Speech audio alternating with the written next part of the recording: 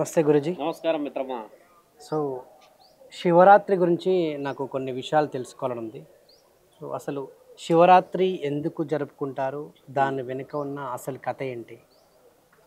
అంటే శివరాత్రి గురించి మనం ఇప్పుడు వచ్చే నెలలో శివుడి యొక్క రాత్రి ఉంది కాబట్టి దాన్ని 3 విధాలుగా మన భూమండలంలో మనం శాస్త్ర జ్ఞానాలు మనకు రాసిన పురాణాల ప్రకారంగా మాట్లాడుతూ ఉంటాం. ఒకటేంటంటే బ్రహ్మ విష్ణువులని ఒక తగు వివరణలో తండ్రి ఒక గొడవ జరిగి సృష్టి ఆరంభించింది మేమే అని బ్రహ్మ విష్ణువు ఇద్దరు గొడవ పడుతుంటారు. మీరు గతంలో కూడా విని ఉండవచ్చు.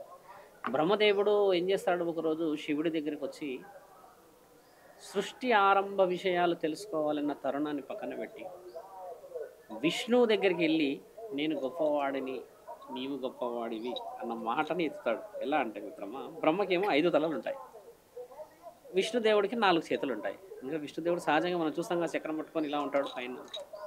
అయితే బ్రహ్మదేవుడు ఏం చేస్తాడు, ఒకరోజు కొంచెం గౌరవంతో గర్వంగా విష్ణువు దగ్గరికి వస్తాడు. వచ్చినప్పుడు జనరల్గా నువ్వు ఏం ఎక్స్పెక్ట్ చేస్తావు? నేను మీ ఇంటికి వచ్చినా మీరు మా ఇంటికి వచ్చినప్పుడు ఏంటంటే లేచి నిలబడి మర్యాద చేయడము, మంచి చెడులు మాట్లాడడం చేస్తాం. అయితే విష్ణువుకి ఏంది, బ్రహ్మ కంటే నేనే గొప్ప అన్న ఒక అహం ఉంటుంది. బ్రహ్మకి ఏముంటుంది, విష్ణువు కంటే గొప్ప అహం అన్న నేను ఉంటుంది. ఈ ఇద్దరు అహం మధ్యలో బ్రహ్మదేవుడు విష్ణు దగ్గరికి వచ్చినప్పుడు విష్ణు ఏం చేస్తాడంటే ఆదిశేషువైన పడుకొని ఉంటాడు. ఇలాగ 4 చేతులు పెట్టుకొని ఒక చక్రంలో అన్ని సుదర్శన చక్రం పెట్టి కమలంతో అలా కూర్చొని ఉంటే ఆయన వచ్చి కొంచెం ఈయనను గుర్తుపట్టే విధంగా కొన్ని సిగ్నల్స్ ఇస్తాడు. ఆయన గుర్తుపట్టాడు. అంటే బ్రహ్మదేవుడు వచ్చిన సంగతి విష్ణువుకు తెలిసినా కూడా ఈయన నాకంటే చిన్నవాడే కదా, నాకంటే కిందివాడే కదా, నేనే ముల్లోకాధిపతిని అని చెప్పి ఒక గర్వంతో ఈయనను పట్టించుకోడు. అప్పుడు బ్రహ్మదేవుడు ఏం చేస్తాడంటే, ఏమయ్యా విష్ణు, అంత ప్రశాంతంగా నీవు పాన్పుపై ఆదిశేషుపై పడుకొని ఉంటివి, బ్రహ్మాధిపతిని నేను, ముల్లోకాధిపతిని నేను, సృష్టికర్తని నేను, నన్ను గుర్తుపట్టవేటి, గౌరవం ఇవ్వాలని లేదా, మర్యాద ఇవ్వాలని లేదా అని కొంచెం మందలించినట్టుగా మాట్లాడతాడు. అప్పుడు విష్ణుదేవుడు ఏమంటాడంటే, ఆహా, నీవు నాకు ఇవ్వాల్సిన మర్యాదని నీవు అడుగుతున్నావా అని ఉల్టా ఆన్సర్ ఇస్తాడు. అంటే రివర్స్గా మాట్లాడతాడు. అప్పుడు ఈ ఇద్దరి మధ్యలో నువ్వేంటో నేనేంటో అనేది తెలుసుకోవాల్సిన అవసరం వస్తుంది, గొడవ. అప్పుడు బ్రహ్మదేవుడు ఏం చేస్తాడంటే, నీవో గొప్పనా నేను గొప్పనా ఈరోజు తెలియాల్సిందే, తేల్చుకోవాల్సిందే అనే నిర్ణయాన్ని తీసుకుంటాడు. శివపురాణంలో చాలా బాగా రాసి ఉంటుంది అది. అప్పుడు విష్ణుదేవుడు ఈయన ఇద్దరు కలిసి గొడవలకు దిగుతారు. నీవేంటని నేనేంటని, నువ్వేంటని నేను. పాశుపతాస్త్రం అని బ్రహ్మదేవుడు ఒక అస్త్రాన్ని ఉపయోగిస్తాడు, మహేశ్వర అస్త్రాన్ని విష్ణుదేవుడు ఉపయోగిస్తాడు. వాళ్ళిద్దరు ఆ వస్తువులని, ఆ అస్త్రాలని ఒకరిపై ఒకరు ప్రయోగించుకుందామన్న సమయం, అంటే ఇక మాటల యుద్ధం అంతా అయిపోయినాక ఇక వస్తువుల యుద్ధం అవుతుంది. ఆయుధాలు తీసుకొచ్చుకుంటారు. ఒకరిపై ఒకరు సృష్టిని నీవంటే నీవు గెలిచావని అనుకోవడంలో తప్పు ఏర్పడుతుంది కదా మిత్రమా. సృష్టికర్తలు అని అన్నప్పుడు వాళ్ళిద్దరు గౌరవపదంగా నడుచుకోవాల్సిన పద్ధతి. అలా గట్టిగా నిర్ణయాలు తీసుకొని ఆ ఆయుధాలను ప్రయోగించే సమయానికి వాళ్ళ ఇద్దరి మధ్యలో ఒక అగ్ని, అంటే ఒక భారుడు అగ్ని భూమి కింద నుంచి ఆకాశం పై వరకు ఎలా వెళ్తుంది, దాన్ని ఒక పెద్ద అగ్ని స్తంభం అంటారనమాట. ఆ అగ్ని స్తంభం అనేది చాలా వెడల్పుగా చాలా కాంతివంతంగా పైకి వెళ్తుంటుంది అనమాట. ఒక్కసారి ఇద్దరి మధ్యలో నుంచి ఆ ఆయుధాలు ఇలా వేసుకుందామనే సమయానికి మధ్యలో వచ్చేసరికి వాళ్ళిద్దరు ఏమైపోతారు, అదేంటి మన ఇద్దరి మధ్యలో మనమే ఇద్దరు శక్తివంతులము, ఇద్దరము నువ్వేంటి నేనేంటి అన్న గొడవపడుతున్న సమయంలో మన ఇద్దరికి అందని ఈ శక్తి కింది నుంచి ఎలా వచ్చి పైకి వెళ్తుంది, అసలు కింది నుంచి ఎక్కడి నుంచి వచ్చింది, దీని ప్రారంభం ఎక్కడుంది, అంటే అంతం పైన ఉందా కింద ఉందా, ఎక్కడుంది అసలు దీన్ని తెలుసుకోవాలి అని చెప్పేసి హంసవాహనుడు అవుతాడు ఒకరు. అయితే ఈయన శ్వేతనాగు ఉంటుందిగా, శ్వేత వరాహ నాగు అయి ఈయన వెళ్ళిపోతాడు. ఇద్దరు కలిసి ఏంటంటే పైకి ఏమో బ్రహ్మదేవుడు వెళ్తాడు, కిందికి విష్ణుదేవుడు వెళ్తాడు. తెలుసుకుందాం అసలు ఈ యొక్క అగ్ని జ్వాల, ఈ యొక్క అగ్ని స్తంభం యొక్క అంతం ఆరంభం ఎక్కడిది అని తెలుసుకోవడానికి ఇద్దరు పైకి వెళ్తారు. కిందికి మీదకి వెళ్తూ ఉంటే దొరకదు, కిందికి దొరకదు, పైకి దొరకదు, అంతం దొరకదు. ఇక విష్ణుదేవుడు మొదట వచ్చేస్తాడు, నాకు కింద దొరకలేదు దీని యొక్క ప్రారంభ స్థలం అని.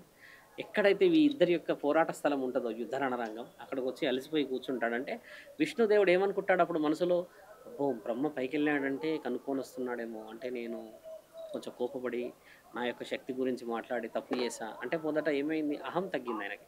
అహం అంటే ఏంది, నేనే గొప్ప అన్న అహం తగ్గిపోయింది. అంటే బ్రహ్మ నాకంటే గొప్పవాడేమో అన్న అహం తగ్గించాలనేది ఆ యొక్క అగ్ని స్తంభం యొక్క విలువ. తర్వాత బ్రహ్మదేవుడు పైకి వెళ్తాడు, బ్రహ్మదేవుడు కూడా దొరకదు, బ్రహ్మదేవుడు అలసిపోతాడు. అప్పుడు మొగలి పువ్వు అక్కడ పైనుంచి కింద పడుతూ ఉంటుంది. ఇట్లా పడుతూ ఉంటే మొగలి పువ్వుకి మొదటి పేరు ఏందనంటే కుసుమ. ఓ కుసుమ, అంతటి పైనుంచి నీవు పడుతూ ఉంటేవి కదా! నీకు తెలుసా ఈ యొక్క స్తంభం యొక్క ఆరంభం, అంతం ఎక్కడి నుంచి ఉంది? కిందికి వెళ్ళాము, మీదికి వెళ్తూ ఉంటే దొరకట్లేదు, అందట్లేదు అంటే అప్పుడు మొగలి పువ్వు ఒక చిన్న అబద్ధం ఆడుతది. ఏమని ఆడుతదంటే, అవునవును నేను ఎన్నో సంవత్సరాల నుంచి బయలుదేరాను. కొన్ని యుగాలైంది నేను ఇక్కడికి చేరే వరకి. నేను బయలుదేరక ముందుకే అది ఎంతో పైన ఉంది అది. అక్కడి నుంచి కిందికి వస్తుంది అని అంటే బ్రహ్మదేవుడికి ఏమవుతుంది? ఒక పైన హద్దు అనేది ఉండిపోయింది. ఒక మీద దొరుకుతుంది అన్న ఉద్దేశంతోని నేనే గెలిచాను అన్న విర్రవీగతనంతను వస్తాడు కిందికి. విష్ణువు దగ్గరికి వచ్చేస్తాడు. రాగానే విష్ణువు దగ్గరికి రాగానే ఏమంటాడు మొట్టమొదట, నేనే గెలిచాను అన్న మాట వచ్చేసరికి శివుడు ఒకసారిగా హఠాత్తుగా మధ్యలోకి వస్తాడు. శివుడు కూడా కనబడాడు అప్పటికి. ఆ యొక్క స్తంభం ఏదైతే ఉంటుందో అది వచ్చేసి అగ్ని మాట్లాడుతుంది. ఏమని? అబద్ధాలు ఆడావు నీవు. ఏమని ఆడాడు అబద్ధాలు? మొగలి పువ్వుని కనుక్కున్నాడు మధ్యవర్తిలాగా. అదేమి చెప్పింది? పైనుంచి వస్తుందని చెప్పింది. అంటే బ్రహ్మ అబద్ధాలు ఆడడం వల్ల ఆయన దైవలోకానికి ఉన్న అర్హతను కోల్పోయాడు. దేవత లక్షణం ఏంది? నిజాలు. తర్వాత అబద్ధాలు అన్నది ఎక్కడా కూడా మాట్లాడదు. ధర్మ ప్రచారణ చాలా ముఖ్యమైనది. అబద్ధాలు ఆడడం వల్ల బ్రహ్మని పరమాత్ముడు అక్కడే తల లేపేస్తాడు. వీరభద్రుడి రూపం ఎత్తి శివుడు వచ్చి. అందుకు కేవలం బ్రహ్మకి 4 తలలే ఉంటాయి. 5 తలలు ఉండవచ్చు చూడండి ఇప్పటికి కూడా. ఒక తలని లేపేసి మిగతా 4 తలలు లేపడానికి వెళ్తే విష్ణువు సైతం వచ్చి తండ్రి దగ్గర వలదు తండ్రి, మీరు ఆ సంహరణని చేయకూడదు. బ్రహ్మ ఆయనకి అధికారం ఉంది కదా రాతలు రాసేది. మా ఇద్దరి అహం అయితే చనిపోయింది. కోపాలు తగ్గాయి కదా, మీరెవరో సెలవిచ్చకోండి అని అంటే అప్పుడు చెప్తాడు, బ్రహ్మాధిపతులైన మీరు ముల్లోకాధిపతి అయిన నన్ను కనిపెట్టలేకపోయారు కాబట్టి మరణం అంతం ఏది నాకు లేదు కాబట్టి మీ ఇద్దరిపై చేయి నాది అంటే సృష్టి లయకారకుడిని నేను. అప్పుడు పరమేశ్వరుడు అన్న విషయానికి ఓంకారనాదం అన్న పేరు, అంటే బ్రహ్మ విష్ణు మహేశ్వరులు అన్న పేరుకు వీరు ముగ్గురు శ్రీకారం చుడతారు. చుట్టినప్పుడు బ్రహ్మదేవుడు ఏమడుగుతాడంటే, తండ్రి మీరు వచ్చిన ఈ స్తంభం ఎక్కడి నుంచి వచ్చిందో మాకు ఈ వాయుగుండం తెలియలేకపోతున్నదే, మీరు అనుమతిస్తే మేము కనుక్కోవచ్చా? కిందికి కానీ పైకి కానీ వెళ్ళవచ్చా అని అడిగితే, మీరు వెళ్ళి కనుక్కోండి, నేను ధ్యానంలో ఉంటాను అంటాడు. అప్పుడు వీళ్ళిద్దరు మళ్ళీ బయలుదేరుతారు. అప్పుడు ఇద్దరు ఊటావుటిగా చేతులు పట్టుకొని వెళ్తారు. ఎందుకంటే దోస్తులు అయిపోయారు కదా, మంచివాళ్ళు అయిపోయారు కదా. ఇద్దరికి దొరకదు, అసలు ఎక్కడా అంతం కనబడదు. కిందికి వెళ్తారు, కింద కనబడదు. ఒక యుగం జరిగిపోతుంది. అప్పుడు మళ్ళీ వచ్చి తండ్రిని శరణు కోరుతారు. క్షమించండి, మీరు అనుకున్న స్థితిగతులను చేరలేకపోయాం. ఆరంభం ఏంటో ప్రారంభం ఏంటో మీరే చెప్పండి అని అంటే అసలు ఈ యొక్క జ్యోతిర్లింగం యొక్క విలువ ఏంటి అని అంటే అప్పుడు చెప్తాడు. మానవ మండలి, భూమండలి, ఈ అఖండ మండలి ఏదైతే ఉంటుందో నా నుంచే పుట్టింది కాబట్టి అది నా లింగం నుంచి ఉద్భవించిన అగ్నిలింగం అది. కాబట్టి దానికి అంతటి విలువ ఉంది. సృష్టికి లయకారకుడిని కాబట్టే నా లింగానికి పూజ అనేది జరుగుతుంది. ఇప్పుడు మనం శివలింగాన్ని పూజిస్తాం అనడానికి గల మొట్టమొదటి అడుగు అదే అనమాట. అప్పుడు ఏం చెప్తారంటే, మరి మేము మిమ్మల్ని కొలిసేది ఎలా? ఒక రూపం లేకుండా ఉంటే మిమ్మల్ని ఏ విధంగా మేము ముల్లోకాధిపతులకు విలువిచ్చేది అన్న మాటని మాట్లాడతారు. అప్పుడు తండ్రి ఏం చేస్తాడు అని అంటే, ఈరోజు మీ ఇద్దరు గొడవడిన ఈ తరుణం, మీ ఇద్దరు చేసిన ఈ యొక్క ఒక మంచి తరుణాన్ని యావత్ ప్రపంచం మొత్తం అంటే భూమండలం మొత్తం గుర్తు చేసుకునే స్థితిగతులను నేను మారుస్తాను అని చెప్తే అప్పుడు ఏమంటారంటే, ఏ విధంగా మిమ్మల్ని పూజించాలి అని అంటాడు. అన్నప్పుడు తండ్రి ఆ యొక్క స్తంభాన్ని ఇలా కొడతాడు కిందకి.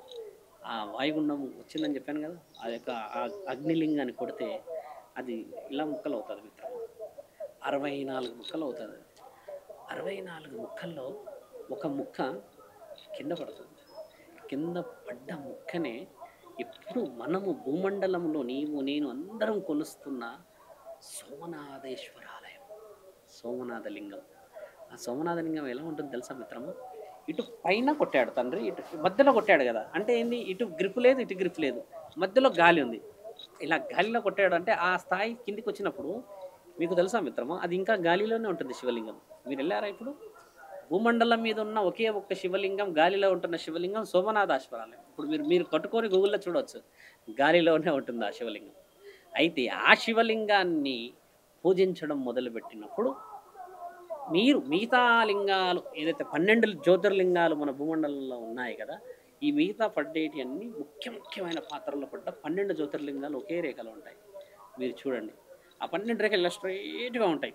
స్ట్రైట్ యొక్క అర్థమే బ్రహ్మ విష్ణువుల యొక్క తగువుని తీర్చిన ఒక అగ్నిలింగం యొక్క ప్రతీకత. అందుకని మొట్టమొదట ఆ లింగం పడిన రోజు శివరాత్రి ఒక తంతు. అంటే ఆ రోజు ఏం చేస్తారు వీళ్ళంతా అంగరంగ వైభవంగా బ్రహ్మ విష్ణువులు మనకి అధిపతి దొరికాడు కదా, ముల్లోకాధిపతి అంత స్పష్టంగా మనకి ఇచ్చాడు కదా విలువ అని చెప్పి చాలా ఘనమైన పూజ చేస్తారు వాళ్ళిద్దరు కలిసి. ఆ పూజని మెచ్చి ఈరోజు ఇకపై శివరాత్రి అయి వర్ధిల్లుతుంది. ఈ యొక్క రోజు ప్రతి మానవులకి అత్యంత ప్రీతికరమైన పెళ్లి రోజు అవుతుంది. నేను పుట్టానని భూమండలానికి తెలుస్తుంది, నేను ఉన్నానని భూమండలానికి తెలుస్తుంది, అఖండ భూమండలానికి అని తండ్రి ఇచ్చిన ప్రత్యేక రోజే శివరాత్రి ఒక ప్రత్యేకత. మీరన్న దాంట్లలో 3 ప్రత్యేకతలు ఉన్నాయి. శివుడి యొక్క పెళ్లి రోజుని శివరాత్రి అంటాం. అసలు శివరాత్రి పెళ్లి రోజు ఎందుకు, శివుడిదే పెళ్లి రోజు ఎందుకు చేస్తారు అన్నది మన పురాణాలలో కథనాలు వేరే ఉన్నాయి. ఒకటి పార్వతీమాతని పెళ్లి చేసుకున్న తరుణం ఒకటి, తర్వాత మళ్ళీ ఒక భక్తునికి ఆయన కనిపించి నేను ఆ రోజు భిక్షాటన నిమిత్తం నీ ఇంటికి వస్తున్నాను, నన్ను గెలవాలి చేయాలి అన్న తరుణం, ఆకలి కోసం ఉపవాసాలు ఉంటారు కదా. ఇలా 3 తరుణాలు ఉండడం చేత శివలింగానికి 3 శాసనాలు ఉన్నాయి మన దగ్గర. 3 విధాలుగా తండ్రి యొక్క రోజుని శివరాత్రి, ఆ రోజు 3 పండుగలు జరుగుతాయి యాక్చువల్లీ. బ్రహ్మ విష్ణువు తగువు తీర్చిన రోజు అదే రోజు, మళ్ళీ పెళ్లి అయిన రోజు అదే రోజు, తర్వాత గొడవ జరిగిపోయిన 3వ రోజు, ఈ 3 కలిపి ఒకే రోజు జరుగుతాయి. ముల్లోకాధిపతి శివరాత్రి యొక్క ముఖ్యమైన అంతరార్థం ఏంటంటే స్వామి, సోమనాథేశ్వరాలయం పుట్టిన రోజు అది. కాబట్టి మీరు ఎప్పుడన్నా ఏ రోజన్నా మన ఈ ప్రయాణంలో అనుమతి దొరికితే వెళ్ళిరండి. ఇప్పటికే తండ్రి పైన కింద సపోర్ట్ లేకుండా ఉంటాడు అక్కడ. 4 శాస్త్రవేత్తలు 400-500 సంవత్సరాల నుంచి దాని గురించి అంతరార్థం కనుక్కుంటున్నామని అనుకున్నారు, కుదరలేదు. ఒకానొక సమయం నీవు అడిగావు కాబట్టి సోమనాథేశ్వరాలయం గురించి చెప్తే భీకరమైన యుద్ధం జరిగింది అక్కడ. ఎలా జరిగిందంటే మిత్రమా, దండయాత్ర, మతోన్మాదులు, వేరే మతస్థులు వచ్చి విగ్రహాల ధ్వంసం చేశారు భారతదేశం మీద. ఆ విధంగా మన సోమనాథేశ్వరాలయం మీదకి వచ్చినప్పుడు అఘోరాలు, నాగసాధువులు, శివసాధువులు హరహర మహాదేవాన్ని ఒక్కొక్కరి తలని తినేశారు, పెకిలిచ్చేశారు. ఇట్లా నాగసాధువులకు ఎలా తెలిసిందంటే భూమండలం మీద అత్యంత వీరులు ఎవరు అంటే ఇప్పుడున్న ఈ భూమండలంలో నాగసాధువులే. నాగసాధువులు అఘోరాలే ఖచ్చితంగా మొదటి స్థానంలో ఉన్న వీరులు. వాళ్ళు మరణాన్ని కూడా వాళ్ళు అట్టి పరిస్థితుల్లో కూడా చాలా చిన్నగా చూస్తారు దాన్ని. వాళ్ళు ఏం చేశారంటే, ఒక వీరుడి లక్షణం ఏంటంటే మిత్రమా, జరగబోయే తంతు జ్ఞానం మనకు తెలుస్తుంది, రేపటి రోజు ఏం జరుగుతుందని. కొన్ని సందర్భాలు కలలు పడుతూ ఉంటాయిగా, అలా కలలు పడితే ఈ అఘోరాలందరూ అలర్ట్ అవుతారు. ఎందుకు గుడి కంటిన్యూగా కలలో వస్తుంది, సోమనాథేశ్వరాలయం ఎందుకు వస్తుంది, శివుడు అంతం లేకుండా ఆది లేకుండా నించున్న మధ్యలో లింగం ఎందుకు వస్తుంది అన్న ఆలోచన చేసి ఒకేసారి 1000 మంది అఘోరాలు అక్కడికి వెళ్తారు. నాగసాధులు చూసేవరకు అప్పటికి ధ్వంసం అవుతుంటుంది గుడి, గులగొట్టే ప్రయత్నాలు చేస్తుంటారు వీళ్ళంతా.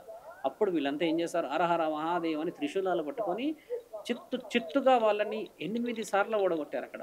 ఆ రుజువులు ఉన్నాయి, ఇంకా మీరు గూగుల్లో సెర్చ్ చేసినా వస్తాయి. అలా చేసిన స్థలమే సోమనాథేశ్వరాలయం. అంటే ఒక అఘోరాలకి అంతటి పవర్ ఎక్కడి నుంచి వచ్చిందంటే మిత్రమా, దైవ నిర్ణయానికి అంత శక్తి ఉంది. నాగసాధువుల ప్రత్యేకత అంత ఉంది. భూమండలాన్ని కాపాడేదే నాగసాధువులు కదా శంకర. ఇప్పుడు మన దగ్గర ఎక్కువ శాతంగా చూస్తే వీరులే వాళ్ళు, అఘోరాలు వాళ్ళు, శివసాధువులు వీళ్ళే ఉన్నారు. కాబట్టి ఏంటంటే ఆ ప్రత్యేకతని మనం మీరు తెలుసుకోవడానికి గల ముఖ్యమైన కారణం, నువ్వు శివరాత్రి అని అంటే ఈరోజు అంత సులభంగా రాలేదు రాత్రి. శివుడి యొక్క రాత్రి మనం పండగలాగా ఈరోజు చేసుకుంటామంటే కొన్ని వేల ప్రాణాలు త్యాగమైనాయి అక్కడ. ఇప్పుడు ఆర్మీలో పాకిస్తాన్ గొడవ అయినప్పుడు, ఇంకేదో దేశం మన మీద దండయాత్ర చేసినప్పుడు ఎలా ప్రాణాలు పోతాయి, అలాగే అఘోరాలయం కూడా ప్రాణాలు పోయి ప్రాణాలు నిలబెట్టి మన ఈ యొక్క జ్యోతిర్లింగాలకి విలువ తెచ్చారు. 64 జ్యోతిర్లింగాలు ఉన్నాయి ఇప్పుడు మన దగ్గర ఈ భూమండలంలో. నీకు చెప్పిందండి కేవలం 12 జ్యోతిర్లింగాలలో ఒకే ఒక జ్యోతిర్లింగం గురించి చెప్పాను. అంటే ముఖ్యమైన 12లో కేవలం ఒక సోమనాథేశ్వరాలయమే మొట్టమొదటి శివలింగం. దానిదే అంత ప్రత్యేకత ఉంది. మిగతా వాటి ఇంకెన్ని ప్రత్యేకతలు ఉన్నాయి. కాబట్టి భూమండలం మీద మానవుడు దేవుడు ఇచ్చిన ఒక చిన్న చిన్న అణువు దగ్గర గుడి కట్టాడే కానీ మానవుడంతలో మానవుడు గుడి కట్టలేడు. ఒక స్థాయి ఏర్పడ్డాకనే మనం గోపురం కట్టాం. ఆ 64 గుళ్ళే ఇప్పుడు భారతదేశంలో ఉన్న ప్రత్యేకమైన గుళ్ళు ఎన్నో ఉన్నాయి. చిదంబరాలయం ఉంది, సోమనాథేశ్వరం ఉంది, మహాకాలు ఉంది. తర్వాత జ్యోతిర్లింగాలలో చూస్తుంటే మన ఇక్కడ ద్రాక్షారామంలో భీమేశ్వరాలయం ఉంది, తర్వాత మల్లికార్జున స్వామి ఆలయం ఉంది కదా. ఇలా ఎన్ని ఉన్నాయి చూడండి. కేదార్నాథ్ ఆలయం కూడా ఉంది కదా. అంటే ప్రత్యేకించి మాట్లాడుకోవాల్సిన ఈ 12 జ్యోతిర్లింగాల విలువ వేరు. ఈ 12 జ్యోతిర్లింగాల నుంచి వచ్చిన చిన్న చిన్న చిన్న ముక్కలు ఏవైతే ఉంటాయో 64 ఉన్న లింగాలకి విలువ వేరు. కాబట్టి ఏంటంటే శివరాత్రి అనేది మనకి ఎంత సులభంగా వచ్చిన రాత్రి కాదు. అఘోరాల గురించి, నాగసాధువుల గురించి, శివసాధువుల గురించి చెప్పుకోవాలి అని అంటే మిత్రమా, దైవం ఎంత బలమైన వాడు చూసారా? ఒక రక్తాన్ని చిందించబడ్డ భూమి మీద మనం పండగ చేసుకుంటున్నాం మిత్రమా. అంత సులభంగా రాలేదు. చెప్పండి. ఇంతకుముందు మీరు అంటే బిగ్ షాట్ అని కూడా ఒక స్టోరీ ఉందన్నారు కదా, అదేంటిది?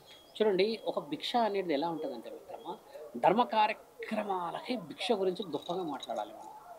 నాగ సాధువులు, అఘోరాలు, శివ సాధువులే చాలా పూర్వకాలం నుంచి మాట్లాడితే భిక్షకు వెళ్ళేవాళ్ళు. అయితే నాగ సాధువులు ఏంటంటే అర్ధనగ్నంగా, అంటే నగ్నంగా కాకుండా మరియు కంప్లీట్గా బట్టలు లేకుండా ఉండేవాళ్ళే నాగ సాధువులు. వీళ్ళ విద్యాబుద్ధులు ఎలా ఉంటాయంటే మిత్రమా, మనం మీరన్న విధంగానే భిక్షాటనకు విలువ ఎలా వచ్చిందని మాట్లాడుకుంటే దాని యొక్క కథనానికి వెనక్కి వెళ్ళాలి. అంటే మన పురాణాలలోకి వెళ్దాం మనం. అఘోరాలు, సాధువులు, శివ సాధువులు భిక్షాటన చేయడం గల కారణం పూర్వం మీకు తెలిసిందే. అయితే ఒక మహనీయుడు కారణజన్ముడు మన భూమండలం మీద దత్తాత్రేయుడు పుట్టాడు. మీకు గుర్తుందా? దత్తాత్రేయుడు గుడి చాలామంది వెళ్తాం, మేము చూసొచ్చాం స్వామి, మేము వెళ్ళామంటే దత్తాత్రేయుడు ఏం చేశాడనంటే ఆఫ్ఘాన్ దేశం మన మీద దండయాత్ర చేస్తూ ఉండే, భారతదేశం మీద విగ్రహాల ధ్వంసం చేయడానికని. ఆ విగ్రహాల ధ్వంసం చేస్తున్నారు, వెళ్తున్నారు, చేస్తున్నారు, వెళ్తారు. 16 సార్లు ధ్వంసం చేస్తారు. నాగ సాధువులంతా దత్తాత్రేయుడు, మీరు అన్న విషయం నేను మాట్లాడినా కదా, దత్తాత్రేయుడు ఏం చేశాడంటే ఆఫ్ఘాన్ దేశం వాళ్ళు వచ్చేసి మనపై దండయాత్రలు చేస్తూ వస్తున్న రోజులు అవి. ఆడపిల్లల్ని ఇబ్బంది పెడుతున్నారు, తర్వాత వస్తువులన్నీ ఎత్తుకుపోతూ ఉన్నారు, విగ్రహాలు ధ్వంసం చేస్తూ ఉన్నారు మన దగ్గర. దత్తాత్రేయుడు అప్పుడు కారణజన్ముడై పుట్టి ఉన్నాడు అక్కడ. కానీ దత్తాత్రేయుడు యొక్క శక్తి సరిపోవట్లేదు వాళ్ళపై దండయాత్ర చేయడానికి. వాళ్ళు గుర్రాలపై వేల మంది ఆయుధాలతో వస్తూ ఉన్నారు కదా. దత్తాత్రేయుడు ఏం చేశాడంటే చాలా స్పష్టమైన కారణాన్ని ఆలోచించి ఒక ప్రకటన ఇచ్చాడు భారతదేశం మొత్తం.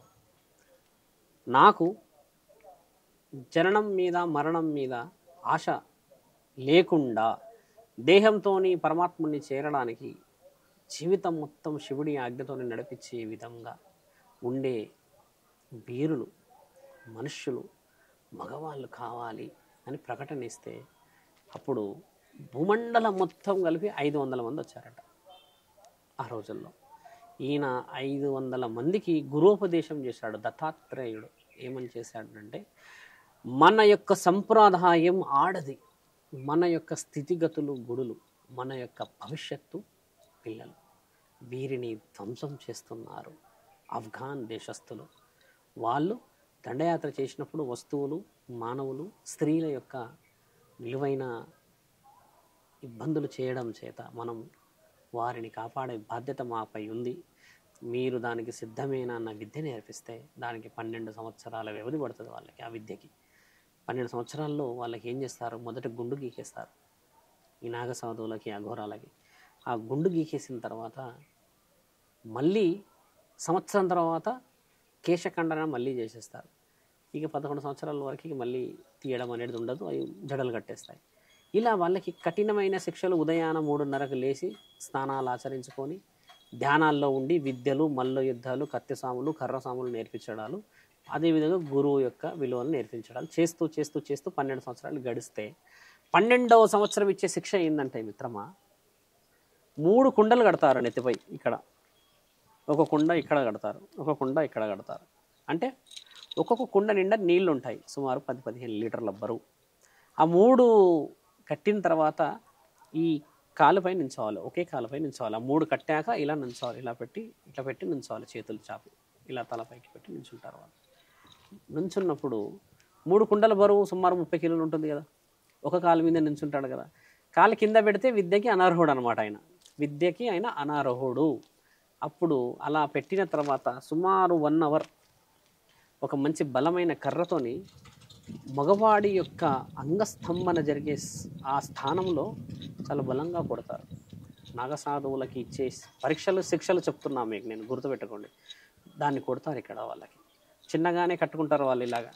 ఆ ప్రాంతం కొట్టినప్పుడు కదిలినా కూడా శిక్షకి అనర్హుడే, ఆ విద్యకి అనర్హుడే. గంట సమయం తర్వాత కొట్టడం ఆపేస్తారు. అప్పుడు ఈ పైనున్న బరువులు తీసేసి బొట్టు మధ్యలో పెడతారు. ఇలా ఏమని పెడతారంటే మిత్రమా, హర హర మహాదేవ్ అని బొట్టు పెడతారు. పెడితే ఆయనకి ఏం జరుగుతుందంటే అప్పుడు ఆయన మళ్ళీ పుట్టినట్టు, గత జీవితం అయిపోయింది కదా. అక్కడ కొట్టడానికి కారణం ఏంటంటే శారీరకమైన వాంఛలు పరస్త్రీని చూసినప్పుడు రాకూడదు, కామ కోరికలు పుట్టకూడదు అని ఆ నరాన్ని వాళ్ళు తెలివిగా కొట్టి దాన్ని మొత్తం భూస్థాపితం చేసేస్తారు. అంటే ఈయన గారికి నామకరణము జరుగుతుంది అక్కడ. కొన్ని శాస్త్రజ్ఞానాల్లో పిండాలు పెడతారు, పిండం పెట్టిన తర్వాత మీకు ఆ జీవితం ముగిసిపోతుంది, ఇప్పుడు కొత్త జీవితం వస్తుంది అని అర్థం. గతంలో మీరు మమ్మల్ని అడిగారు ఆ ప్రశ్నలు, దానికి కారణం ఇదే. భూమండలంలో రాసి లేదు, శాస్త్రజ్ఞానాల్లో ఒక మనిషి పిండం పెట్టుకున్న తర్వాత మళ్ళీ సాధువు కావాలంటే రాసి లేదు. కాళ్ళు కింద దింపమనండి, కాళ్ళు. అయితే ఆ విషయ వివరణలకి వెళ్ళిన తర్వాత మానవుడికి మరో పేరు పెట్టేసిన తర్వాత, విద్యార్హత సంపాదించిన తర్వాత 12 సంవత్సరాల తర్వాత 500 మందిని తీసుకుంటే మళ్ళీ దండయాత్ర జరిగింది. దండయాత్ర జరిగినప్పుడు వీరి యొక్క ఆయుధం ఏంటంటే మిత్రమా, హరహర మహాదేవ్. హరహర మహాదేవ్ అన్న ఈ వర్డ్కి వాల్యూ ఎంత ఉంటుందంటే, ఒకేసారి 500 మంది చాలా ఉత్కంఠంగా అరిస్తే అవతల వ్యక్తికి ఖచ్చితంగా ఇబ్బంది జరిగే అవకాశం ఎక్కువ ఉంటుంది కదా.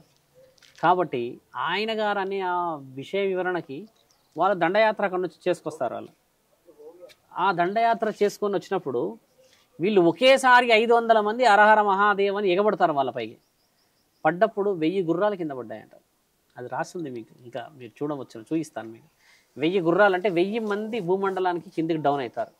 ఆ తర్వాత వాళ్ళందరి యొక్క మెడలు తీస్తారు, తల. హరహర మహాదేవ్ అని దండయాత్రలకు వచ్చిన వాళ్ళందరి, ఆఫ్ఘాన్ దేశం గుర్తుపెట్టుకోండి, దేశం పేరు కూడా ఆఫ్ఘాన్. తలలు తీయడం అక్కడ పెట్టడం, తలలు తీయడం అక్కడ పెట్టడమే వాళ్ళ డ్యూటీ, ఒక నాగసాధువుల యొక్క డ్యూటీ. ఒక్కొక్క తలకి విలువైంది తెలుసా, ధర్మో రక్షతి రక్షత అని చెప్పి హరహర మహాదేవ్ అని తల తీసేస్తారు. తల తీసేసి ఎక్కడ పెడతారంటే, నేను ధర్మం కోసం మాత్రమే నీ తలను తీశాను, నీ మీద పగ ద్వేషం, నీ మీద ప్రత్యేకమైన ఎలాంటిది నాకు లేదు అని ఆ తల తీసి పెడితే వాళ్ళు తిరుగుబాటు ప్రయాణం చేశారు. నాగసాధువుల వల్ల ఈ భూమండలం మీద చాలా గోడలు కాపాడబడ్డాయి. అయితే వీరికి ఇచ్చే విద్యలో భిక్షాటన ఒకటి. 7 కడపలు మాత్రమే వారు వెళ్ళాలి భిక్షకి. 7 కడపల్లో నీకు వచ్చిందా భోజనం నీవు తినాలి, లేదనంటే నువ్వు మళ్ళీ సూర్యోదయానికి సిద్ధమై మరో రోజు నువ్వు 7 పడకలకు వెళ్ళి వాళ్ళు పెట్టిందే తెచ్చుకోవాలి. అన్నం పెడతారు, మాంసం పెడతారు, మాంసాహారాలు ఇంకేదైనా పెడతారు. వాళ్ళు తినే నియమాలు లేవు, మాంసం పెట్టినా తినాలి. భిక్ష, మాంసం తినకూడదని రాసి లేదు మిత్రమా మన భూమండలంలో ఏ శాస్త్రంలో కూడా, చూడండి. అయితే 7 రోజుల్లో భిక్షాటనకు వచ్చిన విలువ అఘోరాలు పాటించడం చేత అప్పుడు వారికి ఆకలి విలువ తెలిసి వస్తుంది. అంటే ఒక సాధువు ఇంటికి వస్తే మన ఇంట్లో ఉన్న మంచి చెడు అన్నీ ఇస్తే మీ ఇంట్లో పాపపుణ్యాలను కూడా మనం ఇచ్చినట్టే. నీ ఇంట్లో నీ సొంత మనుషులు స్వీకరించరు నీ బాధ్యతలు, బయటవాడు స్వీకరిస్తుందంటే పరమాత్ముడితో సమానమే కదా. కాబట్టి నాగసాధువులు చేశారు. మీకు తెలుసా మిత్రమా, 100 సంవత్సరాల క్రితం గోకులం మన ద్వారకా ఉంది కదా, ద్వారక మీద కూడా దండయాత్ర జరిగింది. ఇప్పుడు ఈ యుగంలో ఇంత అడ్వాన్స్డ్ ఉన్న టెక్నాలజీలో కూడా యుద్ధం జరిగితే ఆడపిల్లలని 7 రోజులు అనుభవించారంట ఒక్కొక్కడు, పరాయి దేశస్తులు. బాగా గుర్తుపెట్టుకోండి, 7 రోజులు. అప్పుడు ఈ నాగసాధువులకి విషయ వివరణ మళ్ళీ అందిందంట, మళ్ళీ దండయాత్ర జరిగిందని. ఇప్పుడు నేను చెప్పింది మొదట దత్తాత్రేయుని కొన్ని సంవత్సరాల క్రితం, 100 సంవత్సరాల క్రితం మాట. ఈ మధ్య జరిగితే గత 100 సంవత్సరాల్లో మళ్ళీ వెళ్ళి మట్టు కురిపించొచ్చారు గోకులం మీద. గోకులం ద్వారకాలో ఉంది, అక్కడ పైశాచికత్వాన్ని మళ్ళీ పడుకోబెట్టొచ్చారు వీళ్ళు. తల తీసుకొచ్చి కూర్చోబెట్టేశారు అక్కడ. ఇంతవరకు మళ్ళీ దండయాత్ర మన భూమండలం మీద జరగలేదు. మతోన్మాదుల వల్ల దండయాత్ర జరగలేదు. చూడండి, వేరే విషయాల్లో జరిగాయి దేశాలు, కానీ ఒక అఘోరాలే ఇంతకు ముందుకు చేసిన దండయాత్రలో గెలిచారు. కాబట్టి భిక్షాటనకి విలువ మొదట నాగసాధువుల నుంచి, ఆ తర్వాత అఘోరాల నుంచి, తర్వాత శివసాధువుల నుంచి వచ్చింది. చెప్పండి. సో జ్యోతిర్లింగం గురించి చెప్పారు ఇంత. సోమనాథేశ్వర ఆలయం గురించి మాత్రమే చెప్పారు. మిగతా 11 జ్యోతిర్లింగాల గురించి మాకేమన్నా చూడండి. ఇప్పుడు 11 జ్యోతిర్లింగాల దగ్గర ఏంటంటే, మన దగ్గర శివుడి యొక్క అంశాన పుట్టినవి ఇవి శివలింగాలు. ఇప్పుడు సేమ్ మనం 18 అష్టాదశ శక్తిపీఠాలు పార్వతీమాత విషయం ఎలా ఉంటుందో అలాగా 12 జ్యోతిర్లింగాల ప్రత్యేకత ఒక్కొక్క గుడిది ఒక్కొక్క విధంగా. నేను ప్రస్తుతానికి నీకు 2 మాత్రం చెప్తా, మళ్ళీ తర్వాత నీకు సమయం అనుకూలంగా, ఎందుకంటే లెంతీ ప్రాసెస్. అంటే సింపుల్గా జ్యోతిర్లింగం అంటే అక్కడ పుట్టింది ఒక ఈయన పెట్టిండు ఆయన పెట్టి అని చెప్పడం కూడా ఒక శివసాధువునైనా నేను తప్పు అవుతుంది. చాలా స్పష్టంగా తెలిస్తే, స్పష్టంగా అందరికి అర్థమైతేనే విలువ వస్తుంది. మనం సోమనాథేశ్వర ఆలయం గురించి మాట్లాడుకున్నాం, ఎందుకు వచ్చింది, ఎలా పెరిగింది, ఎలా చేసినది. ఇప్పుడు కేదార్నాథ్ ఆలయం గతంలో మీకు చెప్పాము మేము. పాండవులు తండ్రిని వెతుక్కుంటూ దర్శనార్థం వెళ్ళినప్పుడు స్వర్గానికి ఎక్కడి నుంచి దారి ఉందో అని అన్నప్పుడు పరమాత్ముడిని కలిస్తే చెప్తాడు అని అంటే, ఆ ద్వారికి వెళ్ళేదే ఆ ద్వారం ఎక్కడైతే ఉంటుందో కేదారనాథ్ ఆలయం తండ్రి అక్కడ కూర్చుంటాడు అనమాట. బాబా భైరునాథ్ అంటారు ఆయన యాక్చువల్లీ అక్కడ. భైరునాథ్ అని అంటే ఇప్పుడు మనం కుక్కలను పెంచుకుంటారు కదా, కుక్క పేరు కూడా భైరవుడే. ఆయన గారి యొక్క పేరు ద్వారా తండ్రి అక్కడ దర్శనం ఇస్తాడు. ఆయన గారు అక్కడ ఉండడానికి కూడా కారణం ఏంటంటే అక్కడ పడిన రెండో శివలింగం అది. స్వర్గానికి దారి, స్వర్గానికి దారిలో ఒక మార్గం అది. అప్పుడు తండ్రి అక్కడి నుంచి వాళ్ళకి దారి చెప్తే 5 జ్యోతిర్లింగాలు ప్రతిష్ఠిస్తారు అక్కడ. మధ్య మహేశ్వర్, కల్పేశ్వర్, తర్వాత రుద్రనాథ్, తర్వాత కేదార్నాథ్, ఇలా పెట్టిన తర్వాత 5 శివలింగాల ప్రత్యేకించి అందరినీ మొక్కి వాళ్ళు అక్కడి నుంచి స్వర్గానికి ప్రయాణం చేస్తారు. అంటే స్వర్గధారానికి ముఖ్యమైనదిగా ఇప్పటికీ కేదార్నాథ్ ఆలయం అంటే మీకు తెలుసు ఎప్పుడు మంచి ఉంటుంది, మానవులు సహజమైన వాళ్ళు వెళ్ళలేరు అక్కడికి. ఆ ప్రత్యేకత ఒకటి. తర్వాత కాశీ విశ్వనాథుడు మీకు తెలిసిందే. విశ్వేశ్వరుడు ఏంటంటే సృష్టికి ఆరంభమైన వాడు ఆయన.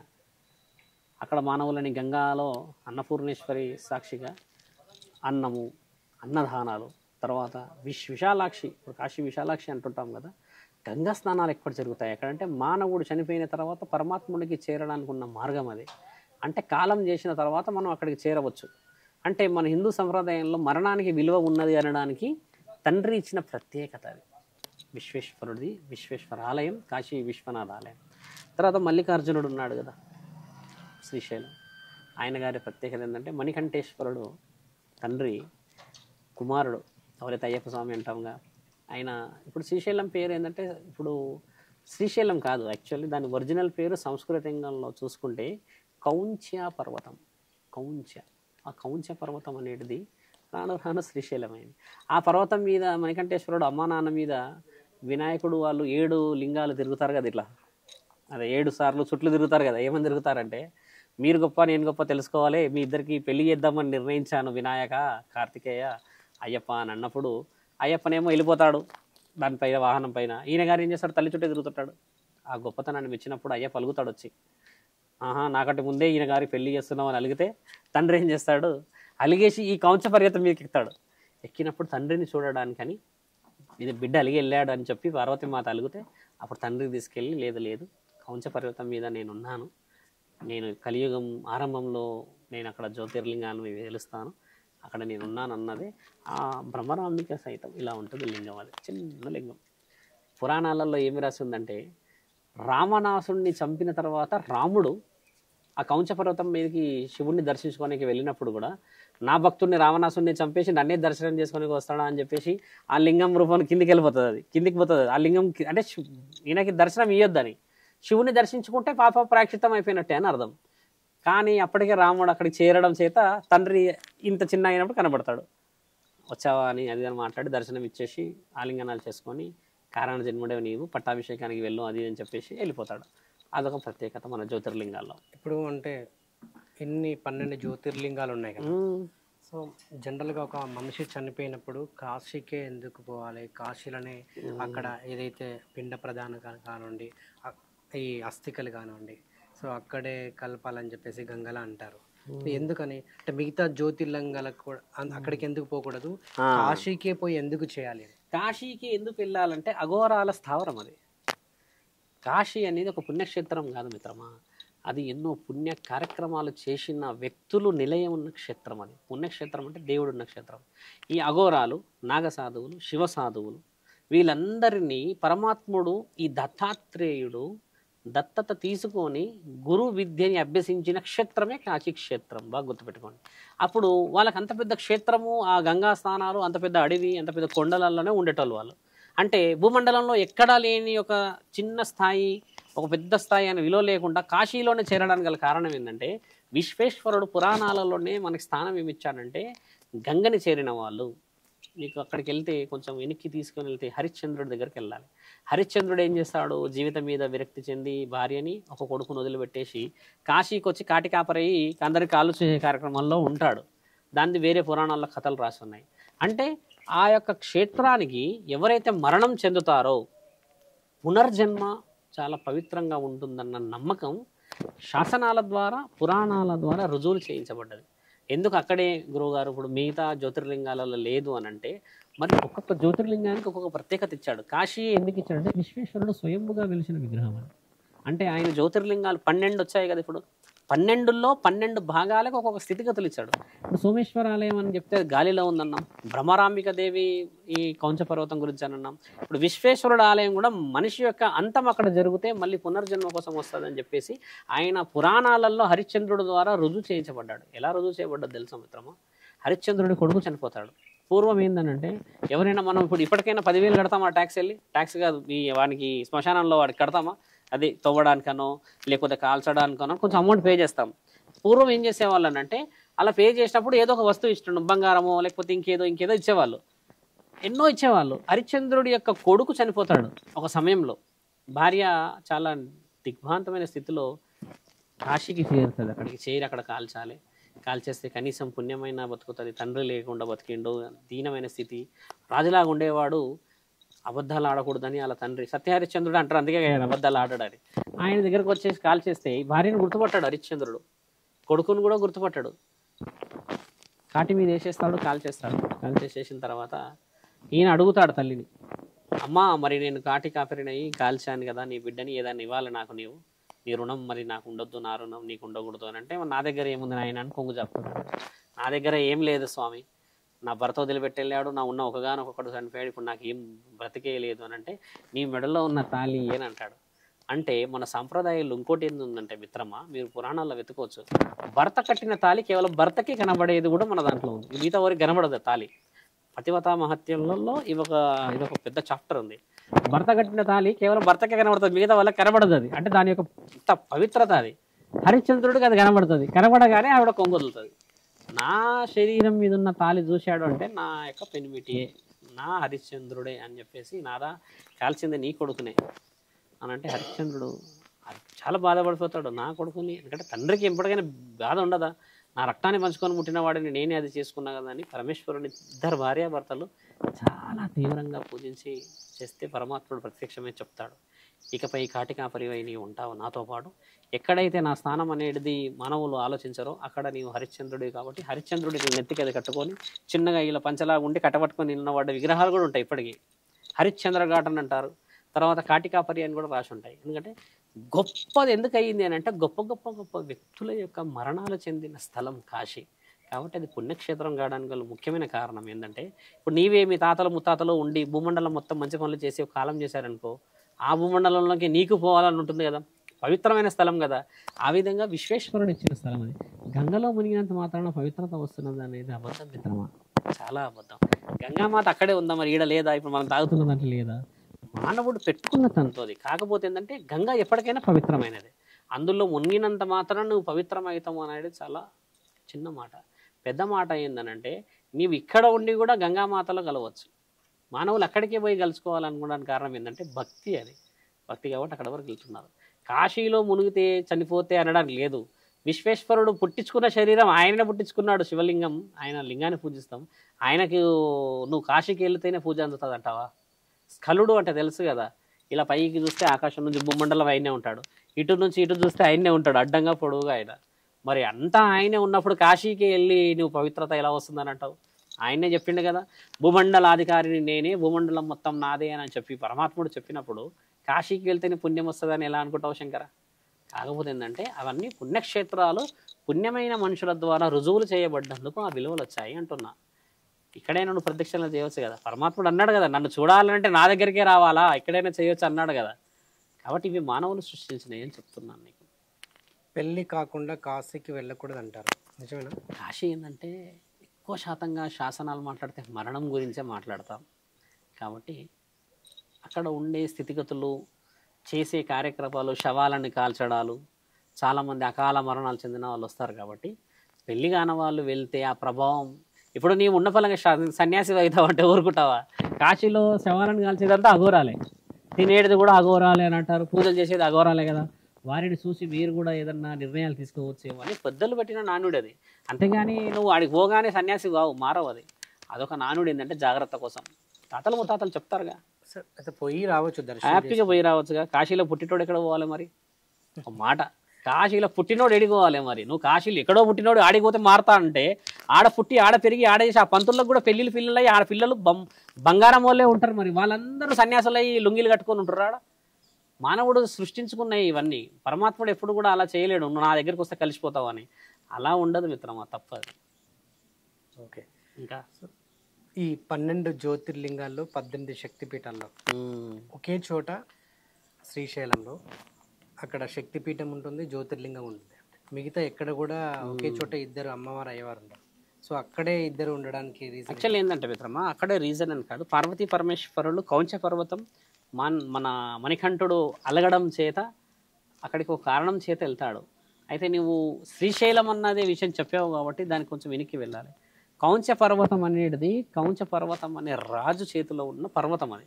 ఆ పర్వతరాజు ఏం చేస్తాడనంటే అయ్యప్ప స్వామిని ఎవరినైతే ఇప్పుడు మనము శివుడి యొక్క పూజ పురస్కారాల్లోకి అసలు అయ్యప్ప స్వామి ఎందుకు ఎంట్రీ ఇచ్చాడనంటే శివుడికి అసలు అయ్యప్ప స్వామి ఎందుకు పుట్టాడన్న విషయాన్ని వెనక్కి తీసుకెళ్ళాలి మనం. ఆయన ఒక కారణ జన్ముడై పుడతాడు. ఇప్పుడు మీకు తారకాసుడు తెలుసు కదా, అంధకాసుడు తారకాసుడు. ఇప్పుడు తారకాసుడు ఏం చేస్తాడంటే రాక్షసుల మీద చాలా చాలా చాలా చాలా కోపంతో నుండి వాళ్ళ మీద యుద్ధాలు చేస్తుంటాడు. అంటే ఆయనకు ఒక వరం ఇస్తాడు. ఎవరు ఇస్తారంటే శివుడే ఇస్తాడు. గతంలో కూడా చెప్పా, ఆయన విశ్వాచారి ఉన్నప్పుడు వరం ఇస్తాడు. అయితే శివుడు వరం ఇచ్చాడు కాబట్టి ఆయన విర్రవీగుతాడు అందరూ చంపడానికి ఆయన తారకాసుడు.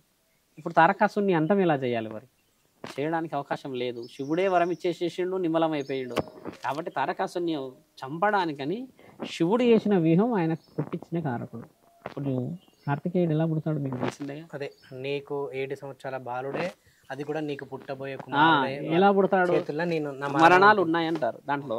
ఆయన ఎలా పుడతాడంటే ఇద్దరు మగవాళ్ళకి పుడతాడు అనమాట కార్తికేయుడు. ఒక ఆడ ఒక మగకి పుట్టాడు.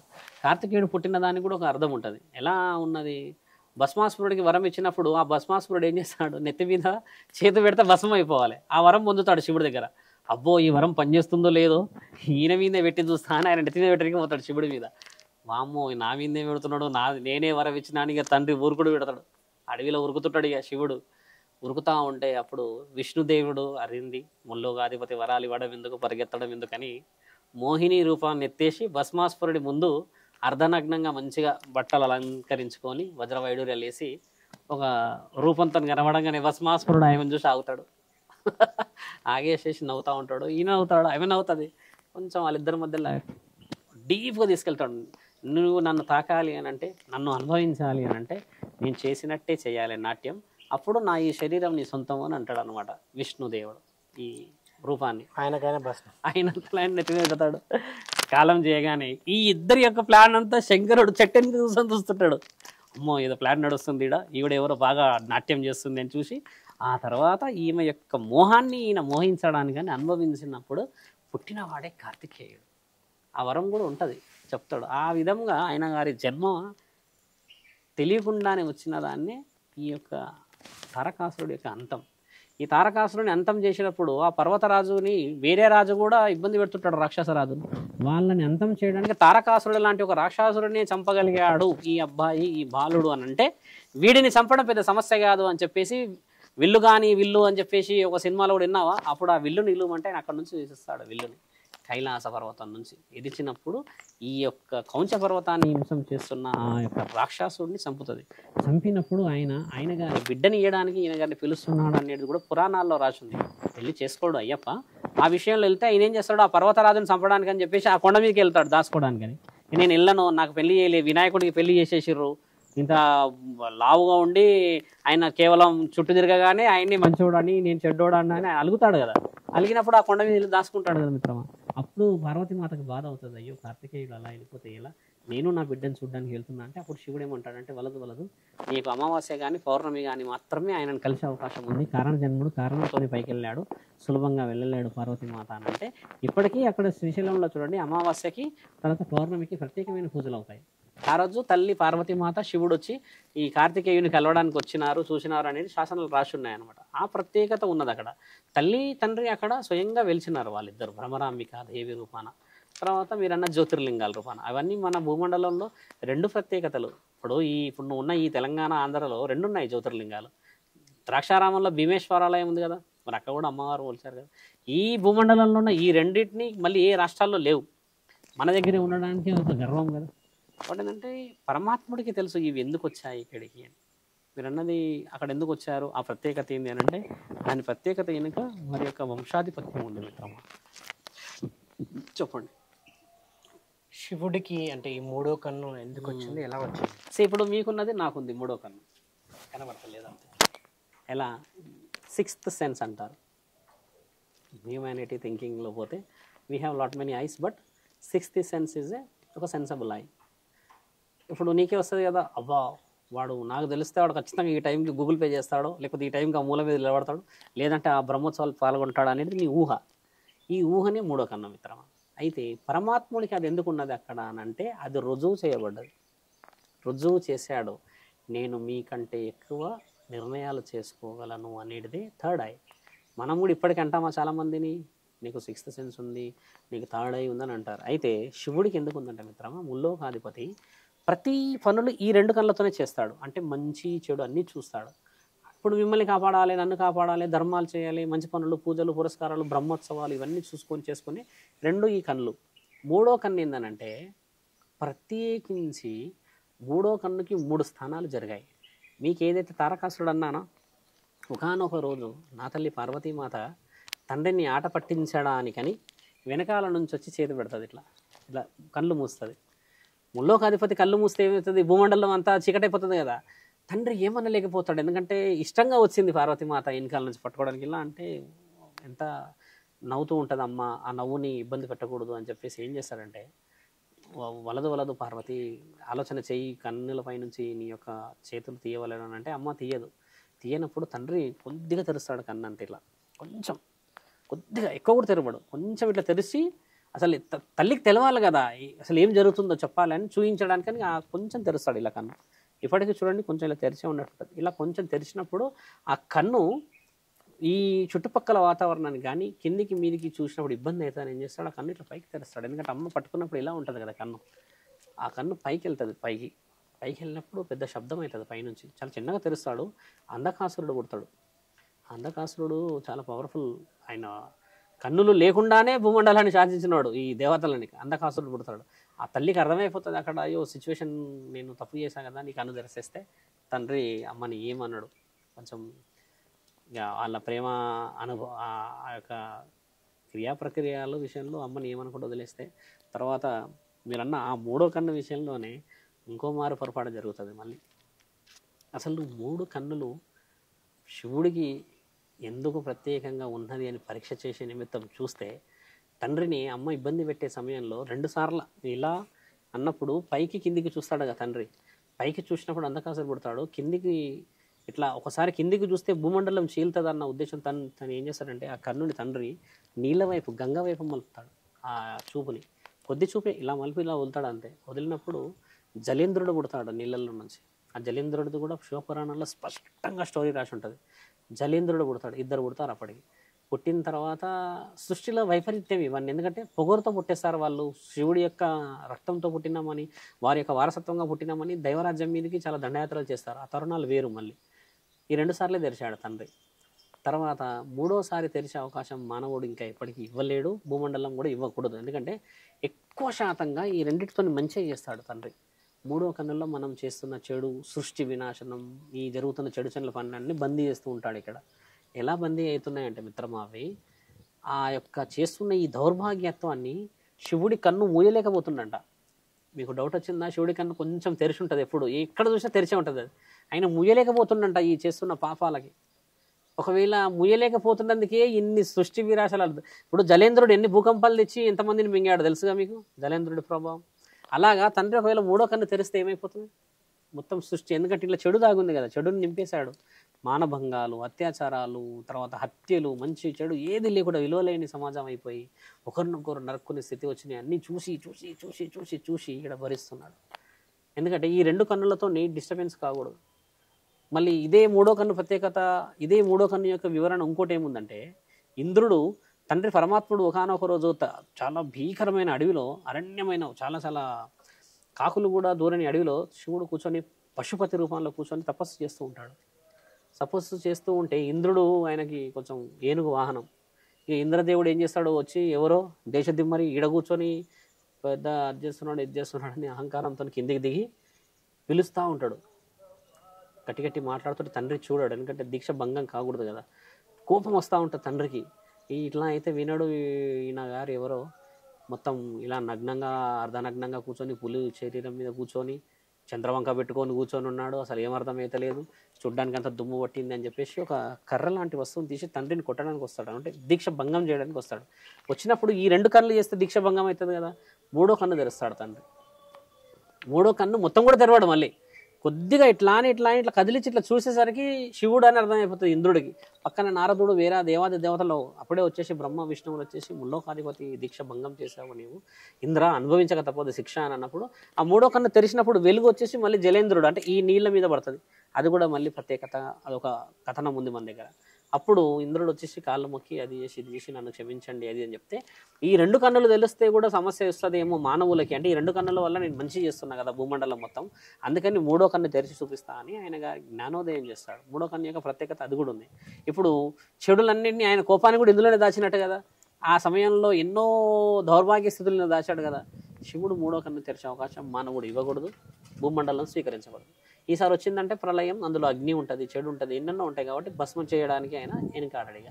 ఈసారి ఆపడానికి అప్పుడు సమస్యలు వచ్చాయి, సందర్భాలు ఉన్నాయి, ఆపగలిగారు. ఇప్పుడు ఆపలేరు మిత్రమై. ఇంద్రుడి పరిస్థితి ఇప్పుడు ఇంద్రుడిని క్షమాభిక్ష చేస్తారు, ఎందుకంటే దేవాది దేవతలు వచ్చి ఆపడం చేత ఇంద్రుడిని క్షమించమని చెప్పేసి. ఇంద్రుడికి చూడండి భూమండలంలో ఆయన స్వర్గాధిపతి ఇంద్రుడు, అంతే. ఇక ఆయన అధిపతి, ఆయన స్థానాలు ఆయన. ఇంద్రుడి గుడులు ఎక్కడ ఉండవు, బ్రహ్మదేవుడి గుడిలో ఎక్కడ ఉండవు.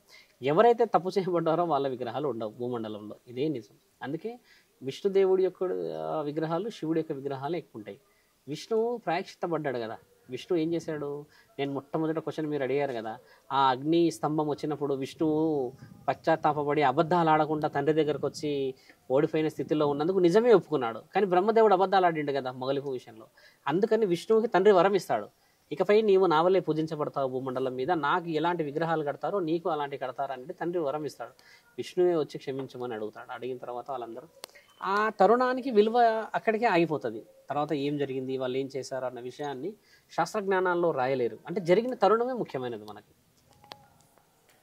సో శివుడికి అంటే పుట్టుక చావు 2 లేవా? ఖచ్చితంగా. మిగతా దేవతలకి, మిగతా దేవుళ్ళందరూ చూడండి, ఒక శివుడి యొక్క విషయమే ముల్లోకాధిపతి, తర్వాత అంత శక్తివంతుడు అనే పేరు ఎందుకు వచ్చింది అంటే, విష్ణువుకి జననం మరణం రాసింది మన దగ్గర, బ్రహ్మకి రాసి పెట్టారు, తర్వాత మిగతా ఏ దేవుడికి చూసినా అవతారాలు ఎత్తారు.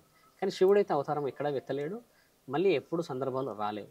మరణం అయితే ఎవరికి తెలియదు, జననమే తెలియదు, ఇక మరణం గురించి ఎవరు మాట్లాడతారు. కాబట్టి జననం మరణం అని లేని ఒకే ఒక దేవుడు ఈ యావత్ భూమండలం మొత్తంలో ఈ గ్రహణం మీద శివుడు ఒక్కడే. కాబట్టి ఆయనే ముల్లోకాధిపతి.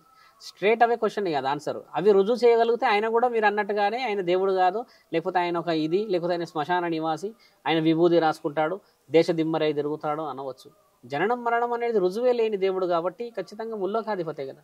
ఆయన లక్షల రుజువులు ఇచ్చాడు, నేను ముల్లోకాధిపతిని అని చెప్పేసి. మిగతా దేవతలకి మరణము జననము మళ్ళీ వారు అవతార పురుషులై పుడుతూ వచ్చారు. వాళ్ళకి అలా ఉండడం చేత, శివుడికి ఇలా లేకపోవడం చేతనే ప్రత్యేకత శివుడిది అని చెప్పవచ్చు మనం. ఇప్పుడు ఎవరెస్ట్ ఇవన్నీ ఎక్కారు కదా మానవులు. సో కైలాసంలో నిజంగా శివుడు ఉంటాడా? మరి మానవులు ఎందుకు అంత దూరం చేరలేకపోతున్నారు? వాస్తవం చూడండి, భగవంతుడి యొక్క శక్తి చాలా చాలా చాలా ప్రత్యేకమైనది. కైలాసం అనేది ఒక సరోవరం. సరోవరం అంటే స్వర్గం. స్వర్గంలో మనం అంటూ ఉంటాం దేవతలు ఉంటారని, పుణ్యమైన దంపతులు ఉంటారని, దేవదూతలు ఉంటారని, ఇలా కొన్ని సమాచారాలు ఉన్నాయి. కైలాస పర్వతం అనేది శివుడి యొక్క నిలయం అంటూ ఉంటారు. అంత పెద్ద పర్వతాన్ని చేరిన మహానుభావులు మన భూమండలంలో ఉన్నారు. కాకపోతే అక్కడికి వెళ్ళిన వారు తిరిగి రాలేరు. ఇప్పుడు శివుడే జీవితం మొత్తం కానీ, మన ఈ భవిష్యత్ ప్రణాళికలు మొత్తం కానీ ఆయన్నే. అంతం అనేది ఆయన చేరిన తర్వాత అంత పవిత్రతని, అంత గొప్ప కీర్తిని సంపాదించిన పుణ్యవంతుణ్ణి మళ్ళీ శివుడు అదే శరీరంతో పంపించుకోవాలన్న స్థితిగతులు కూడా లేవు. ఎందుకంటే శివుడిని అంత ప్రత్యక్షంగా చూసిన వాళ్ళు కానీ, అంత దగ్గరగా కలిసిన వాళ్ళు ఈ శరీరాన్ని వదలక తప్పదు కదా మిత్రమా. అంతరార్థమే ఆయన తెలిసినాక ఇంకా ఆయన దగ్గర కాకపోతే ఇంకెక్కడి దగ్గర పోతావు అంటే, చూసిన తరుణం మర్చిపోకూడదు. చూసిన తరుణం చరిత్రలో ఎప్పటికీ కూడా ఎవరికి కూడా మనం చెప్పుకునే స్థితిగతులు రాకూడదు. కాబట్టి ఆ యొక్క జ్ఞాపకం అనేది అక్కడికే ముగిసిపోవాలి. నీకు తెలుసా మిత్రమా, దేవుడు కలలో పెడితే కూడా చనిపోయిన వాళ్ళు ఉన్నారు చాలామంది. ఎందుకంటే ఆ యొక్క అపియరెన్స్ అనేది శాశ్వతంగా ఉండాలని కాలం చేస్తారు. ఇదే నిజం. నీకు తెలుసా కొంతమంది అంటారు ఎవరైనా చనిపోయినప్పుడు రాలేకపోయారు అని అంటే, లేదు లేదు నేను లాస్ట్ టైం ఆయన్ని ఒక పెండిల్లో చూశాను, ఆ ఫేస్ ఇమేజ్ నా దగ్గర అలాగే ఉండాలనుకుంటున్నా, ఇప్పుడు హఠాత్తుగా యాక్సిడెంట్లో మరణించిందంటే నేను ఆ ఫేస్ జీర్ణించుకోలేను, వాడంటే నాకు ప్రత్యేకమైన ఇష్టం అని అంటారు. వింటాం కదా, ఆ ఇమేజ్ చాలా ముఖ్యమైనది మిత్రమా. ఒకసారి పరమాత్మని అలా చూసినాక ఈ దేహంతో ఇంకా వేరే ఏ పనులు ఉన్నాయి, చేరుకోవడానికి ఆయనతోనే పనులు, ఆయననే సర్వం, ఆయననే సర్వస్వం. ఆయనను చేరినాక ఆయనను మించిన శక్తి ఏమున్నదని నువ్వు ఎనికిపోవడానికి. కాబట్టి కైలాస పర్వతం మీరు అన్నది ఏది ఉన్నదో, మీరన్న హిమాలయాస్ అంతం అవన్నీ భూమండలానికి లాస్ట్ స్టెప్స్ అవన్నీ. తర్వాత స్టెప్స్ అంటే దైవలోకం అని అంటారు. మనమైతే దైవలోకం అని చెప్పి మెట్లెక్కిన వాళ్ళం కాదు, చూసిన వాళ్ళం కాదు, పురాణాల్లో రాసున్నాయి. ఇవన్నీ శాసనాలు వీరుల ద్వారా రాసిపడ్డాయి. అంత పెద్ద పర్వతం ఎక్కిన వాళ్ళంటే ఎక్కిన వాళ్ళు ఉన్నారు, కానీ వారి యొక్క లక్ష్య సాధన వేరు, శివుడినే చేరడానికి ఎక్కిన వాళ్ళు వేరు. ఇంకోటి ఏంటంటే మిత్రమా, ధర్మశాస్త్రానుకంగా నువ్వు మాట్లాడితే శివుడిని చేరడానికి కైలాస పర్వతం ఎక్కాలని ఎక్కడ రాసలేదు కదా. ఎక్కడైనా నీ మనస్సు అంతఃకరణ శుద్ధితో ఉన్నప్పుడు మంచి శక్తి భక్తులు పెట్టుకుంటే శివుడు ప్రత్యక్షంగా నీ దగ్గరికే చేరుతాడు కదా. శివభక్తులకి ఎంత విలువ ఉంది నీకు తెలుసా మిత్రమా? చాలామంది తెలుసుకోవాలి, ఇది మీరు స్ప్రెడ్ చేయవచ్చు. శివుడు శివభక్తులకి ఇచ్చే ప్రత్యేకత ఏం తెలుసా మిత్రమా? ఆయన కిందుండి ఆయన భక్తుల్ని మీద పెట్టుకుంటాడు ఆయన. దానికి ప్రత్యేకతనే అది. మీకు తెలుసా, చాలామంది గుడులలో గురువుల ఫోటోలు పెట్టుకుంటారు. ఆ గురువుకి వచ్చేసేమో దేవుడు గురువు అంటే శివుడే గురువు, కానీ ఆ గురువు యొక్క శిష్యుడు చేసిన గొప్ప పనులకి శివుడితో సమానంగా విగ్రహాలు పెట్టుకుంటారు ఇలా. అంటే దాన్ని కూడా స్వీకరిస్తాడు ఆయన. లైవ్ ఎగ్జాంపుల్ నీకు చెప్తా. ఇప్పుడు ప్రత్యక్షంగా నేను ఎక్కడెక్కడ గుడి కట్టాడు విగ్రహాలు కట్టాలి చూడాల్సిన అవసరం లేదు. మన దగ్గర తెలంగాణ ప్రాంతాల వేములవాడలో ఉన్న రాజన్న సిరిసిల్ల వెళ్ళి చూడును. ఒక ముసల్మాన్, ఒక ముస్లిమ్స్ది అందులో ఒక చిన్న గద్దె ఉంటుంది ఆడ. చాలామంది తండ్రిని దర్శించుకొని వచ్చాక ఆయన ఇలా ఇలా కొట్టి ఇలా పంపుతూ ఉంటాడు. ఆయన గారి యొక్క చరిత్ర ఎంత గొప్పది, ఆయనను ఎందుకు పెట్టాడు అక్కడ? హిందూ ధర్మమే కదా మిత్రమా. ఒకప్పుడు మన మీద ధ్వంసం చేసింది చాలామంది వేరే వేరే పాశ్చాత్య దేశస్తులు కదా, అక్కడ ఎందుకు ఆ స్థానం ఇచ్చాడు అంటే ఆయన గారు ఒకప్పుడు తండ్రికి భక్తుడు, ఒకప్పుడు ఆయన తండ్రికి గొప్ప పనులు చేశాడు, తండ్రి ఆయన గారి యొక్క స్థితిగతులను మెచ్చాడు. వేములవాడ విషయంలో ముఖ్యమైన కీలక పాత్ర సంపాదించిన భక్తుడు ఆయన. అందుకని తండ్రి ఇచ్చింది ఏంటంటే, నన్ను దర్శించిన వాళ్ళు నిన్ను దర్శించెళ్తారు. ఆయన సమాధి అది, ఆయన కూర్చుంటున్నది అక్కడ, ఆయన సమాధి ఉంది అక్కడ. సమాధి మీద ఇలా కొంచెం గ్రీన్ కార్పెట్ వేసి కొన్ని పువ్వులు వేసి ఉంటాయి, ఆయన తాయెత్తులు కడతాడు. చూడండి, వేములవాడ అనేది ఒక పెద్ద క్షేత్రంలో ముస్లిమ్స్ ఒక వ్యక్తి యొక్క పూజా మందిరాన్ని స్వీకరించి దాన్ని అందరు దర్శించుకుంటుంటే కూడా ఎంతో ఆనందంగా పోతారు, కానీ ఒక్కరోజు వెనక్కి తిరుగుబాటు చేసిన వారు లేరు, చూసిన వారు లేరు. అది శివుడి యొక్క గొప్పతనం. అదే శివుడి శివలింగాలని ధ్వంసం చేయడానికి వచ్చారు. మా దగ్గర ఉందిగా శివలింగం, ఇక్కడ గురుగారు పెట్టిన జగదీశ్వర ఆలయాన్ని కూడా దొంగిలించడానికని గడ్డపారతో కొడితే 24 పోట్లు పడ్డాయి. ఇప్పటికీ ఆ శివలింగం మీద అలాగే పోట్లు ఉన్నాయి. మరి శివలింగాన్ని కొట్టిన వాడిని తండ్రి ఏం చేయాలి? లేపేయాలనా, లేకపోతే మనం పుట్టించొద్దా? కానీ అక్కడే గుడి కట్టించుకున్నాడుగా, మళ్ళీ అక్కడే పూజలు చేసుకుంటున్నాడుగా, మళ్ళీ అక్కడే ఆయనకి ప్రత్యేకమైన రోజులు జగదీశ్వర ఆలయం అని చెప్పుకుంటున్నారు కదా. ఈరోజు గుడి కట్టారు అక్కడ, ఈరోజు గుడి గురించి గొప్పగా చేశారు. నేను గురువు గారికి సన్మానం జరిగింది అక్కడ. అంటే శివుడి అంతం అనేది ఏంటంటే మిత్రమా, భక్తిని గెలవడం మాత్రమే. అంతేకాని వజ్రాలు వైడూర్యాలు నన్ను చేరడానికి నీకు కావాల్సిన పర్వతాలు శిఖరాలు కాదు. నన్ను చేరడానికి నీ యొక్క స్థితిగతులతో నాకు పని లేదు. కొట్టించుకుంది ఆయన కదా మిత్రమా. శివరాత్రి రోజు ఉపవాసం జాగరణ ఎందుకు చేస్తారు? చూడండి, ప్రత్యేకమైన ప్రశ్న కాబట్టి శాస్త్రజ్ఞానాలలో ఏం రాస్తుందంటే మిత్రమా, శివుడి యొక్క పెళ్ళి హంగు చాలా చాలా హంగుతో ఆర్భాటంతో వైభవంగా చేస్తాం. ఓ పెద్ద పెద్దగా భోజనాలు పెడతాం కదా. శివుడిది నేను చెప్పినట్టుగా బ్రహ్మ విష్ణుల రోజు ప్రత్యేకంగా వచ్చిన రోజు అలా కాలకాలం అయినా వచ్చేస్తూ ఉండి పెళ్లి రోజు చేసుకుంటూ వస్తున్నారు. శివుడు ఏం చేశాడు? పరీక్షించదలిచాడు మనుషుల్ని.